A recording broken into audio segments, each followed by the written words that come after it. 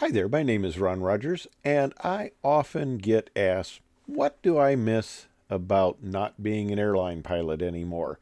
And I think you might be surprised. I get this question asked a lot, so I decided to put a video on it. Now, as you can imagine, airline pilots are all sorts of different types.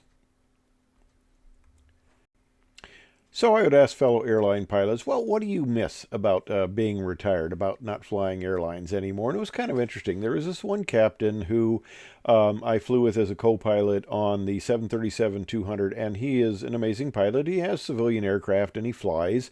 I fly my civilian aircraft now too that I'm retired, but he taught me that the 737-200 flies just like a J3, except you don't ever want to drag the tail. That's not something you want to do, but it's a very nice, honest flying airplane and just a lot of fun to fly. And we had a great time flying. And he retired off the 747-400. I actually know captains who didn't want to advance. They loved flying locally, domestic, and they could have flown 747s, and they took the pay hit and retired off of the 737. Kind of interesting there, but okay. I slightly digressed there, but basically, this one pilot who I flew the 737 with, he said he really missed flying the 747. Well, I flew the 777. I love the 777. I've got quite a background in it with my flight test involvement and ALPA and that, and I really love this airplane. But there comes a time when you have to stop, and yeah, I miss the airplane, but that's not the main thing I miss about airline flying. I'll tell you here. There's another group of people that kind of surprised me that when they set the parking brake for the final time, they're done. They don't have any small airplanes. They're not involved in general aviation.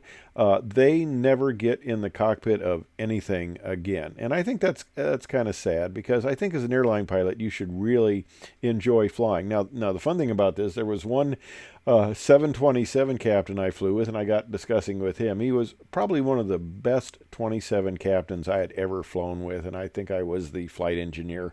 And this is early on in my career. And I asked him, about did he have little airplanes, liking to fly, stuff like that. He said he absolutely hated to fly. It was a job. That's all it was to him. And I thought, boy, talent's really been wasted. And I've known a few other people like that. I thought, if you don't love flying, get out of the way and let somebody who loves flying into this job, because obviously, it's kind of a strong word, but if you don't love to fly, you're, in my opinion, not worthy of being an airline pilot. This has to be your thing. You got to love it. Otherwise, you're just a bit of a prostitute. Although people can argue that airline pilots are. But anyway, digressing. Well, let's talk about how my airline career proceeded. I was very fortunate. I had been a ham radio operator, still am, extra class in that, KC0ZN. But I had a very high up in ALPA individual I talked through all during the furlough on the ham radio. And we talked about my background and stuff like that. So when I came back, he pushed very strongly for me to get on the ALPA National New Aircraft Committee. And at the time, because of the crew complement issue, this was a presidential committee. This committee reported directly to the president of ALPA, which was unusual. And of course, United Airlines, 6,000 plus pilots. Who do they send to be on the committee out of all those 6,000 pilots? They send a 727 second officer. Does that make a lot of sense? I'm sure there were more qualified people, but this guy liked me, and he was in a political position. And yeah, I'm a slow learner on politics. I'll talk about that in a few other aspects here when I cover a few different things. But yeah, I was not a good politician, and yeah, that probably hurt me quite a bit. But I was involved on the technical side, and I was chairman of several national technical committees for a long time, and worked with ALPA and stuff like that. But I spent 13 years on the 777, and I thoroughly enjoyed this aircraft, as I had mentioned, and I was involved in a lot of the initial aspects of it. Here's me flying some early flight test profiles on the 777, and it's we got some flight test instrumentation up there on the glare shield, as you can see, and that's John Cashman, the chief test pilot on the 777. And of course, 777 was a very interesting aircraft for me to fly because I was currently a captain on the 727, so I was doing quite a bit of a technological jump here. And it was interesting, though. I got my name on. Boeing got awarded the Collier Trophy for their work on the 777, and you get an extra little Collier Trophy plaque that you can put everybody's name on that was involved, and they recognize ALPA for our work on. I led also the Working Together group for ALPA, and my name is on the upper right-hand corner of that little trophy that's in, I think, ALPA headquarters now. I don't have a good picture of it; it's kind of blurry. That was a long time ago. But anyway, I had a lot of fun doing that. Also in the process, I did a lot of technical work, and I wrote a paper that talked about the various flight control systems. I talked about, as an example, the 727, which is a basic flight control type of system. I talk about the more advanced fly-by-wire and the difference in philosophy between Airbus and Boeing. And I submitted my paper to Site Experimental Test Pilots, and they published it, and then I was selected as the Outstanding Technical Paper of the Year, which really surprised me. We got a little letter in the mail, and I thought it was tickets to the banquet, and my wife opens it up and says, "It's not tickets, but you're going to really like this." And then the Aviation Week Laurels thing, which was quite an honor. 1999 was a good year for me. I was partying just like it was 1999. And I'm sitting there reading the Aviation Week Space Technology magazine, and I open it up, and I'm looking at the Laurels Awards, and I come across my name. And I go, "Chris," that's my wife, Chris. I go, "Chris, look at this." It was a total shock. I guess I had a phone call from the editor, Mr. North, asking me a few questions about my paper and the work I had done and stuff like that. But not being the political guy, I didn't put two and two together until the magazine came out, and this was in there. Quite a surprise. And there's at the Society of Experimental Test Pilots getting presented the award, and that's my lovely wife holding it. And like I said, one of the fun things I got to do was just a lot of involvement with flight test research on commercial aircraft. And, one of the things I'm going to miss is all the fancy dinners in Seattle and Toulouse. And there were other unique opportunities, like McDonnell Douglas, before they merged with Boeing, was building the C-17, and they wanted to sell it as the MD-17 because this was the only aircraft other than the Aleutians, and we're not getting along with the Russians so well anymore, are we? But this was the only other aircraft other than the Russian aircraft that could carry the 777 engine fully together. Otherwise, they had to break it down into pieces to fit in a cargo hold. And the other thing is, and this is now in this Seattle Museum of Flight there, the Boeing 247, I got a chance to fly that. And I was told I'm the only non-Boeing test pilot that has ever gotten to fly both of these aircraft, the 777 and the 247. And of course, the 247 back in the 30s, there's quite a story about that. And I did a flight evaluation on it, and I'll write that up later. In fact, that's kind of the end one because that's the last one I did. But they wondered, boy, back in 1930s, could you ever get 10 people who all wanted to go the same place at the same time? Well, you know what? I think you can. And I taught my son to fly. And now he's a 777 pilot at United, and went around. I did his IOE, his initial operating experience. So that, of course, was a great fun thing to do, and extremely enjoyable. But there was one of the legs when my wife came along on it also. And there's me when I'm actually now for real getting checked out in the 777. I'm on my way to Frankfurt on my first international trip. And my son kind of wondered, well, will you really like international? You spent your whole career flying domestically. And I ended up with 25 years as captain, the last 13 on the 777. And he goes, will you really like, flying internationally? He wasn't sure I would, but actually I thoroughly enjoyed it. And the reason is, just the layovers, the cruise, the fun. I did a lot of hauling the troops around.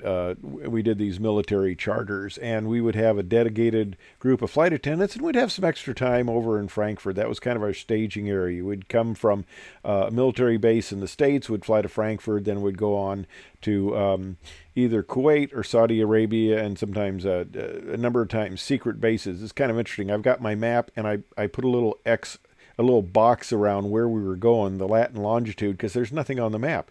And of course, I'll go to Google Earth and see it. Well, those are the places that are blurred out that you can't see. And this base, Rumsfeld disclosed it the day I actually landed there for the last time. And it was absolutely huge base. But yeah, that was one of the fun things. And there's a picture of my 777. We were taxiing out, and I took a quick shot of it because this building always reflected. So that's me. That's my 777. And here's the crew again. We had some time in Frankfurt, so we went on a wine tour. And they have this ice wine that I guess you have a freeze, and they can only harvest it. I mean, like it's all done. They have to harvest the grapes on one day of the year for this special wine. So we went on a little wine tour around Frankfurt, and there we're having our wine tasting, and of course we're getting to see the various aspects around Frankfurt. And we go up to this castle up on the hill there. And it had a little sign in German. We have no idea what it meant, but I later showed it to some German-speaking people, and they said, yeah, it basically says no trespassing. So fortunately, that little gate didn't come down on top of us. And of course, it's just a fun group, you know. That's one thing. Okay, the thing I miss more than anything is the people. I miss working with my fellow employees. I enjoyed the passengers immensely, and we just had a lot of fun time on layovers.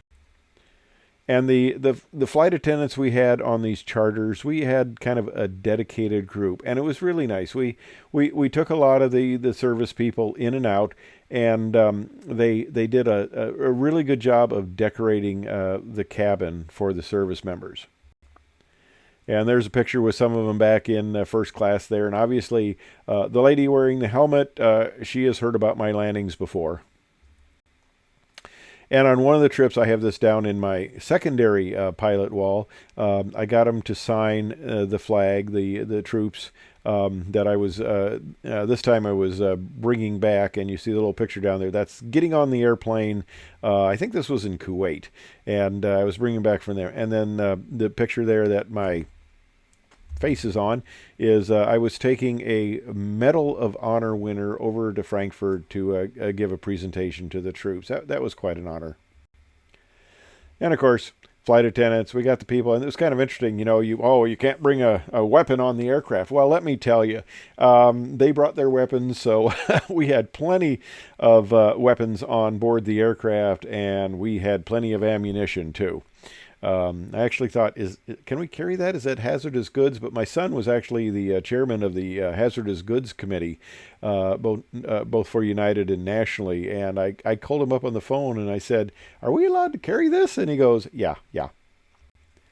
And one thing interesting, going over to Saudi Arabia, an area of the country I previously did not get to go much, there's a little island off of Saudi Arabia.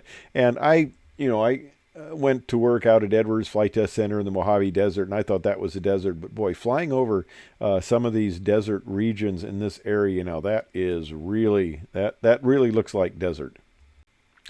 And you can see how the flight attendants decorated the air stairs there for the GIs getting on board with the flags and the balloons. And we were taking them back to the States, and I must say it's kind of like the Vegas crowd.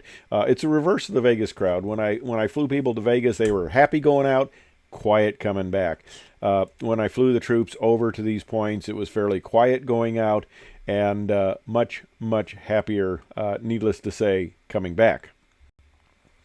And of course, one of my first trips internationally is we go to Beijing, and because I'm junior, I get the not as well liked trip, which has a 4 day layover in Beijing. But actually, it was a really good trip because we rented a little van and a driver. We had them for the whole day, and the whole thing cost us $100 for the whole thing. So we split it up, and these are my on the far left is my co-pilot. I think the far left are my two co-pilots, and then one of their friends that also came along on the trip. And we went up to see the Great Wall. And one thing about the Great Wall is they have this little toboggan you can ride on the way down. And of course, I read all the instructions in Chinese there to make sure I didn't do anything wrong, as you can see. And I'm sure you look at those and you go, yep, okay, that tells me a lot.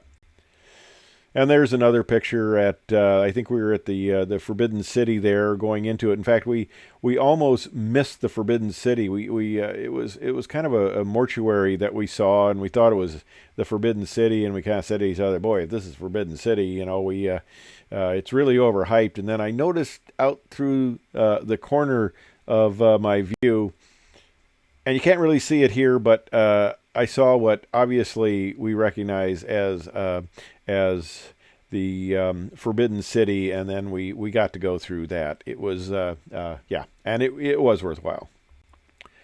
And here's a picture of me. I think this is at the cemetery, as it were, and I have no idea what I'm holding there.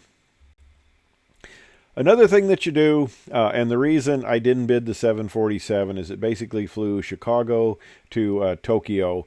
And after I'd done that a couple times, for me, that was enough. And that's all the 47 flew. So I stayed on the 777. I wish I'd flown the 47, but I stayed on the 777. And this is Green Street in Narita. Now, that's if you go to Tokyo, you land at the airport now that's in Narita. So that's why the identifier is NRT. And this is the Green Street. And we'd make a quick trip over to the Bon, which was kind of interesting. You went up on the second floor, and if you got there early, you could sit around the grill. Best gyoza I've ever had in my life. And for $20, you got all you could eat: chicken, salad, gyoza, and a few other things. A big liter Bass beer. So here I am in Japan. I'm listening to 50s rock and roll music, which is what they're playing. I'm drinking a British beer, supposedly an import, and the people who own it are Filipinos. Very interesting. I hear, though, that it has closed, which is unfortunate because I love that place. And the one thing that China does well is they do weird architecture. I mean, it's really some amazing pieces of structure. Yep, here's another one. I don't remember if this is in... I don't remember. It's either Hong Kong or it's in Shanghai. Shanghai had some of the most interesting architecture. Yeah, and I wonder what your office would look like there. And of course, then we go over to Singapore, and I would tell some of the new flight attendants they get a lot of high water as we were coming up to our hotel. This is near our hotel in Singapore, and I tell the new flight attendants that they get a lot of high water here, and they go, really? And I go, yeah. And then we'd go by this, and I'd point, and you see that ship that ended up on the top of those hotel buildings up there? Yep. And then, of course, the fun thing was, this is a friend of mine for over 35 years. We knew each other way back early. We were both Crystal Lake people, Fred. And I gave him his OE on the 27, and I forget what else. But anyway, he's taken me over to, I think I'm going to Singapore at the end here, but there he is with his co-pilot up in the lounge area, having some of the local cuisine. And here's Hawaii. This is Honolulu, one of my favorite places. This wasn't the hotel we stayed at, but we could go over there and listen to this ukulele player. This woman is the most amazing artist I have ever heard on the ukulele, and it was one of the fun things about the job. And of course, you cannot complain about the view out of your hotel room. I mean, it's going to Hawaii. Now, we'd only stay a day typically, and I'd go over to Hawaii, and I would be there, out on the beach or whatever, and get in a conversation with some of the tourists there, and they say, "Well, how long are you here for?" And I go, "I'm just here for a day." And they go, what? And I said, yeah, it's so nice. I can only stand Hawaii for a day. It's just so beautiful that I come for a day and I go back. But I'm coming back next week. And they go, what? And then I explained to them that, yeah, I'm an airline pilot and I fly this trip a lot. And of course, there we have regulars at the bar. There's Bob in at Honolulu, and he does a mean Mai Tai. And of course, he knows us all very well because we come in there and partake of his bar. And you see the old-fashioned cash register up there. And the fun thing is just your cruise. I mean, I just thoroughly enjoyed the people I work with. Yep, there's Diamond Head in the back, and I don't know what's... That looks like I have a glass of water. Something must be wrong there. That doesn't make sense. Oh, and this flight attendant. She looks at least 10 years younger than she is. I won't tell you how old she is, but she told... I get the manifest, and I can look at her birth date, and I look at that, and I go, you got to be kidding.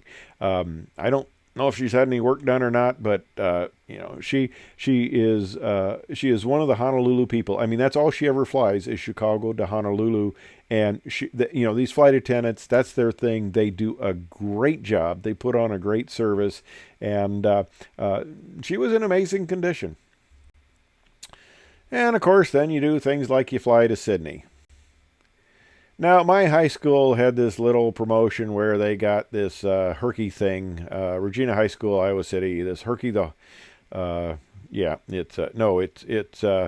thing called? Gosh, I'm having a brain gas dispersal here. It was a Regal thing. Anyway, okay, they had this little contest where they wanted pictures of the most diverse locations, that they had a picture of the mascot. And the deal is you go to some place, you take the picture. Well, guess what? I won this absolutely hands down because there we are in, obviously, Paris. And there is another one of the bars that we frequent in Honolulu there, and you can see the lady behind the bar is just as excited about this mascot as I was. And we're in, I think, Frankfurt here. And of course, you see my co-pilot is still absolutely enamored also. But, I'm racking up points on this contest. And there is me at Tiananmen Square. And there's me at Maui. Okay. You see, this is home. That was I got. I took this shirt. I took this little mascot picture all over the world, and I've got more pictures. I'm not going to bore you with on it. I've probably done that already, but I get this T-shirt. Okay, so I take a picture with me and the mascot back there at Maui, and that's the hotel we stayed at. And then of course they've got this bridge over in Sydney, which is kind of cool. And here we are in Beijing, and up at the bar, or up at the lounge, there is a spacecraft that obviously, like I said again, they do some interesting construction over there. It looks like a spacecraft on top of the building there, and the other side of the picture is at an Irish pub in Sydney. So we had a fun time getting around. And of course, here's my crew. Now, normally we have 3 people going to Europe, and we are in, I think it's the 12 Apostles restaurant, one of the places crews went in Frankfurt. And I've got an extra co-pilot because I'm training. One of these guys is in training, and we're going out and having a wonderful German beer.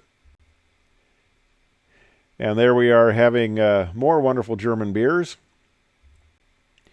Now, I was a line check airman, and they would schedule me to give check rides, and they would typically try to do, a check ride both ways, but at times they couldn't do it. So here I am in first class on the left there on the 747 with those flight attendants I'd worked with quite a bit, and I'm getting a nice service from Chicago to Hong Kong, a nice almost 18-hour trip, and I'm sitting there in first class, and I'm sitting next to a gentleman who is going to Hong Kong for business or whatever. And I happened to glance down, and he's back when, paper tickets were more ubiquitous. I happened to glance down and see that he paid $25,000, or somebody did, for this first class seat from Chicago to Hong Kong. So I go, That's pretty cool. And here we are in Brussels with a few of the flight attendants there. The one in the center is actually married to one of our captains that I'll show later.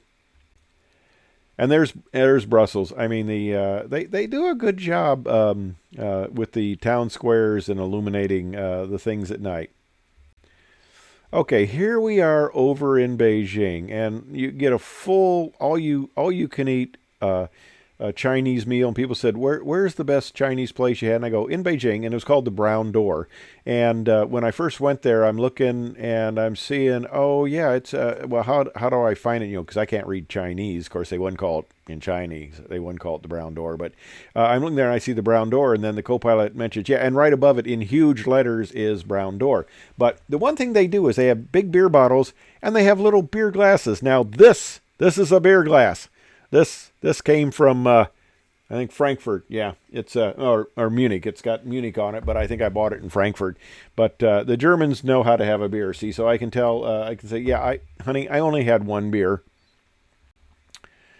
And here we are back in Hawaii. Now, one thing is, I was retired for 6 months before I realized that, I wasn't tired all the time because going back and forth, and I listened to my son. He's going here, he's going there, and all this stuff. And I'll tell you, I was tired all the time and didn't quite realize it. But I was 6 months into retirement when I finally go, I'm not tired all the time. But we got to see some fun parts of the world that, you just don't get to see. Here's very near the North Pole. I've gone over the magnetic North Pole, and I've gone over the geometric North Pole. And, of course, they're two quite a bit distance from each other. And this is going into Beijing, I think. Now, when we'd go to Hawaii, we'd take off, and the takeoff time in that would be such that you were staring at the sun because we're traveling about as fast as the Earth is rotating under us. So we're looking at one spot of the sun, and until we start our descent into Honolulu, Maui, or wherever we're going, the sun doesn't start to descend. But the interesting thing is, and especially with the international dateline, you take off. And you get near Alaska, the sun goes down, the sun comes up then on the trip a little bit later, far into Russia, and then it goes back down. So it's 2 days going out, but it's only 1 day coming back because of the Earth's rotation, it seems like, and the international dateline. So we take off just before coming back from Lake Beijing. We take off just before sunset. It gets dark. The sun usually comes up over Alaska, and then we come in and land, and then it goes under the horizon. And here's the funny thing. Here was a friend of mine that I've known since we were second officers. He's now captain on the 47, and I'm captain on the 777. And I come up underneath him and take a few pictures of his aircraft. And it's a little bit, I use the telephoto, but they still look fairly close. We're 1,000 feet apart, but, even 1,000 feet apart with the reduced vertical separation, it still looks close. And of course, the one thing about it is going over to Europe, we're on the tracks, and you can follow the other guys over. You would never get lost going to Hawaii because you just follow the contrails, and Hawaii from one end to the other is about the size of Alaska, and if you can't hit that dead reckoning, you're doing something wrong. And they have a very strong radio station there that you can home in on the ADF. But going up north, you see a lot of very cold places with a lot of ice and icebergs and that. In fact, I did one trip several trips going from San Francisco to like Frankfurt, and we are so far north over Greenland that there is just nobody else around. And of course, you get to see a lot of the glacier flows. You get to see a lot of places that look very, very cold, and you just want to, you don't want to go down there, and a lot of times there's no place to go. In fact, when we're coming up over the poles, like from Chicago, when we get into Siberia, it seems like you're getting back into civilization, and there basically you just see the little patch of the town on the horizon. Of course, coming into Hawaii is always fun. There's Diamond Head, the surf coming in. Now Beijing. If you want to know about what happens if you don't take air pollution seriously, the smog in Beijing is pretty amazing. In fact, I would have some trips where I would be laying over there several days, and it got to the point with the smog that after the second day, my eyes were burning so bad I was glad to be moving on. And again, here we are having a nice, inexpensive meal in Beijing, and the lady with the cello there photobombing our picture doesn't look quite so happy. But we're having a fun time with a great meal that we had plenty to eat, and it ended up being like $10 each, and that's including, well, you don't tip. That's an insult to tip them, and the drinks. And there's a captain I was giving a check out on the 777, and we're at the layover. Now, Pizza Hut. Oh, America gets around. I remember my very first trip to any place outside of the United States was to Amsterdam. And I get off get out of the taxi there at the hotel, and the first thing I see is a Marriott and a McDonald's, and I'm going, I thought this was Europe. It looks like just back in the States. And there was a Pizza Hut, and actually it was a pretty nice restaurant. It was more of an Italian restaurant with more of a menu than typically Pizza Hut has. And on the right is the Spanish Steps in Rome. And the question got to be in my last year or two, I was flying Rome, and the question was, well, where are we going to eat in Rome this week? Because we go there a lot. But I found out, this is why everybody leaves and goes on vacation and goes down to the French Riviera and that, because it is hot as blazes in Rome and a lot of these cities during the summer. There's my crew checking out a new co-pilot. And there's checking out the new captain again that we were having the beers with there. And of course, the danger of becoming a wide-body captain, they always have Sundays left over from first class, and of course the flight attendants are worried about their figure too. So they end up getting passed up to the cockpit. And there's my captain in training there, as it were, back in casual first class crew rest seat, having a nice meal during our break. And the one thing about these hotels is they had some just amazing facilities. This is the pool in the health club in the hotel we stayed at for a while in Beijing. Yeah, that's the pool. And of course, who's buried in Hadrian's tomb? Well, Hadrian isn't anymore. He's long gone. This is in Rome. And we'd have the Christmas marts in Frankfurt and Munich and that, and you could have the glue vine there. It's made with wine, tastes like glue in my opinion. And there's back in Rome and St. Peter's, and of course outside. And there's the Pantheon, and I got this photograph and you can see me sweat there. It's hot. I wanted this for all the nuns who told me I was going to go to hell, that it actually looks like I have a halo there. So I'm in a Pantheon, religious site, and the halo is shining down on me. And of course, here is the Vatican, and I think they're getting a fresh supply of holy water. Yeah, this is why the nun said I was going to go to hell. And the one thing I don't miss is having to deal with all sorts of weather that is not just being your friend. And of course, we flew a lot, obviously on the backside of the clock at night.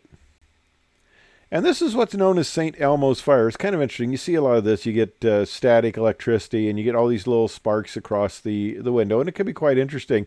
And the funny thing is, the flight attendants will come up, bringing us a drink or something. And some of the new ones will see this, and they get really scared. They go, "What the heck is this?" And then, of course, here is de-icing out of Chicago. And the interesting thing about this, I took a picture of this because they were actually making a video of de-icing aircraft. And so I was taking a picture of them, taking a picture of me, but it's kind of messy, so you can't really see the fact that they're filming this. And of course, the fun thing, if you want to keep up to speed on your Cat 3 Autolands, Frankfurt in the spring was the place to go. There's a hotel off the end of runway 25, the new one, and it was the longest time. You would see it below 800 feet on final. You'd pass right over it. I flew in there many, many times before the weather was clear enough. I mean, I touched down being able to see nothing a few times, which you're legal to do. But it was a long time before I got there on a clear enough day that I could actually see that there was a hotel there. And of course, here is in the Christmas Mart with my crew there having Glühwein. And of course, my captain there that I was training, we're over in Frankfurt this time. We had to get some, enough time in to get them checked out on both directions there. Here we are back at the Vatican. And we're in Maui. This is a nice little Mexican restaurant that was just down from the hotel that we would go out. And this is my crew here. We got an extra pilot again because I'm training somebody. I don't remember who. And this is going into, you'll recognize that, the Sydney Harbor. And I was a line check airman, and we'd have meetings of all the line check airmen, and that's my chief pilot there next to me, who I had known since new hires. We actually shared a new hire crash pad together, and he's the one that I mentioned on the PA about the unfortunate goat incident. I do a video on that in my airline videos, and I told him I never would have done that if I knew that you were going to rise to such prominent as being my chief pilot at O'Hare. This is my last flight, getting ready to retire now, and I really miss the people. I enjoy the people, the little kids, the fun they have coming up into the cockpit. It was kind of funny. After 9/11, people were very, very afraid to actually even approach the cockpit on the ground there, but I encouraged them to come up. And this is where it all started, and I spent 4 decades going to the training center out at Denver. In fact, this place, I don't even recognize it anymore. This building where I spent a lot of the time on the 777 didn't even exist when I first got hired. The facility was much, much smaller. And of course, we had 6,000 pilots. We went up to quite a few before 9/11. And then when we merged to Continental, we're back up to like 13,000 or even more than that. I think I'm out of date on that number. I think it's a ridiculously high number. And of course, I don't have to do bet your ticket on the box anymore. I'm done with my simulator of L's, which is a way you could lose your job. We called it you bet your job. And all those buttons and knobs and things, I don't have to remember what they do anymore. All right, here is my last line check on the 777. I'm done. And I went from having a couple of old codger instructors and check airmen who were Googling the cute little secretaries to now having a woman 777 pilot who is giving me the check ride. Yeah, we've gone full circle here. And of course, United pilots, you will recognize the food simulators here, and that's even changed. You have to order food on an iPad. When I started, of course, none of that existed. And the fun thing, I mentioned the crew members, and we were at Maui here. I met up with one of my original co-pilots when I was a brand new captain on the 737. She flew with me way back then and actually would still talk to me, which is amazing. But she flew with me way back when, and she's now a senior captain. And there's a friend of mine, a Air Force pilot classmate of mine. And the argument about going separate tracks. This guy here was one of the finest formation pilots I'd ever seen in the T-38. I mean, he was solid. And he goes and he flies 141s. That was his choice. We have people who wash out because they can't fly formation. And it's sad because he would have never did fly formation of the type you fly in the 38, pulling 6Gs. You don't do that in 141s, even if you do kind of fly in, sections and stuff like that. And he brought the book because I was the editor of the yearbook for our class. One thing I must comment is I'm glad when I'm going over to Asia that they have English, because I would have absolutely no idea where I was going if I couldn't read the English. And of course, one thing that we do is, we had decent layovers because you have to get the crew rest. And the guy on the left there is married to the flight attendant I mentioned earlier, Jay. I've known Jay for a very long time. And there's the crew. We're setting out in the breakfast lounge. We'd get together for breakfast and have just a nice leisurely breakfast, and then we'd usually go shopping and stuff like that. And there's a little closer picture of me and Jay. And of course, here we are back at Maui. I hope your head isn't spinning on all this. And like I said, I missed the cruise. We had a lot of fun. It was a lot of fun times. And there we are in Munich. You recognize the church there in the background and the squares. The town squares were just so much fun. And Oktoberfest, you talk about a festive atmosphere, but you know the Germans are very clever. They have Oktoberfest in September. I think they're trying to fool all of the the Americans. And then, of course, there is a lady who can really hold her beer. I was amazed that these rather diminutive women could carry such an amount of alcoholic beverages. And that's my youngest son and family. They came out with me on my first. I had two back-to-back Maui trips, and I took the family out there, and some had to meet us later. But that's my chief pilot there next to me, who allowed me to stay over a little longer because he flew the trip back, and then I deadheaded back to fly my final trip. And there's my oldest son, who's the airline pilot, now 777 pilot, and he put together a real nice display and got cakes and just did a wonderful job for my retirement. And there is the cake he had put together, and went to a lot of work to get that out to the station. Of course, you have security and stuff like that, and they had to pass it through security, so I had to x-ray the cake, make sure there wasn't a file or anything in there, and then he got it all set up. And there's my last taxi out at Maui, and the whole crew, the agents and the various people came down to wave goodbye to me using their whole hand. Not like when I'm driving in traffic where they don't use their whole hand. No, they use their whole hand. And there's the start of the water cannon salute. My last departure there, and it's kind of interesting. They call it a water lay when you leave out of Hawaii, and the sun hit it just right, and it gave us a beautiful rainbow. And I have this picture on my wall downstairs. And there's me on my last takeoff. Now, like I said, I enjoyed this airplane. I enjoyed it a lot. But time moves on, and I've got my little airplanes I have fun with. And it finally comes down to 0 days to retirement. I'm retired. And one of the things they do is they give you a picture for retirement, and everybody can sign it and say, hey, get out of my seat. I need to upgrade, you old codger and things like that. No, they write very nice notes.